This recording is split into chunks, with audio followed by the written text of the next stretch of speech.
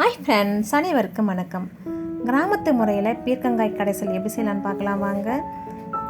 தேவையான அளவுக்கு பருப்பு நல்லா கழுவிட்டு ஊற வச்சு எடுத்துக்கலாம். 10லேருந்து 20 சின்ன வெங்காயம் சேர்த்துக்கலாம். ஒரு 10 பல்லு பூண்டு நல்லா உரித்து சேர்த்துக்கலாம். இதனோட பீர்க்கங்காயை தோலை சீவிட்டு கட் பண்ணி சேர்த்துக்கலாம். உங்களுக்கு புளிப்பு எந்த அளவுக்கு தேவையோ அந்த அளவுக்கு தக்காளி சேர்த்துக்கோங்க. நான் 2 தக்காளி சேர்த்துருக்கேன். நான் கொஞ்சமாக புளி சேர்க்க போகிறேன், அதனால் 2 தக்காளி தான் சேர்த்துருக்கேன். வேணுன்னா புளி சேர்த்துக்கலாம், இல்லைன்னா தக்காளியும் சேர்த்துக்கலாம் அதிகமாக. இப்போ இதனோட காரத்துக்கு சாம்பார் பொடி சேர்த்துக்கிறேன். உங்களுக்கு வேணுன்னா பச்சை மிளகாய் சேர்த்துக்குங்க. நான் குழந்தைங்களுக்கு சாப்பிட்றதால சாம்பார் பொடி சேர்த்துருக்கேன். காரம் அதிகமாக தேவைப்படனா பச்சை மிளகாய் சேர்த்துக்குங்க. கொஞ்சமாக உப்பு சேர்த்து குக்கரை மூடி 2 விசில் விட்டு வேக வச்சு எடுத்துக்கலாம்.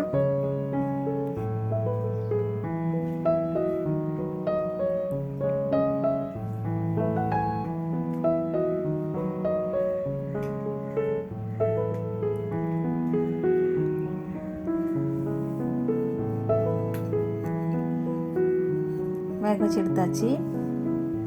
கொஞ்சமாக புளி சேர்த்து ஒரு 5 நிமிஷம் மூடி வைக்க போகிறேன். புளி இந்த சூட்லேயே வெந்துடும். இப்போ இதை ஒரு பருப்பு கடையிற சட்டிக்கு இதை மாற்றிட்டு கடைஞ்சி எடுத்துடலாம்.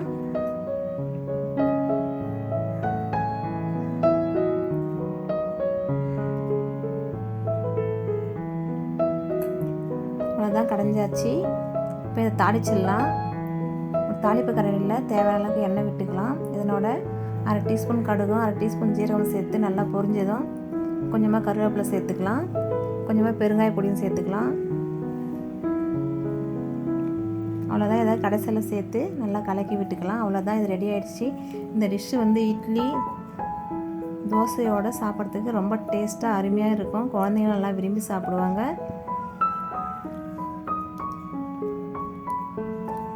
தேவையான அளவுக்கு உப்பு சேர்த்துக்கலாம்.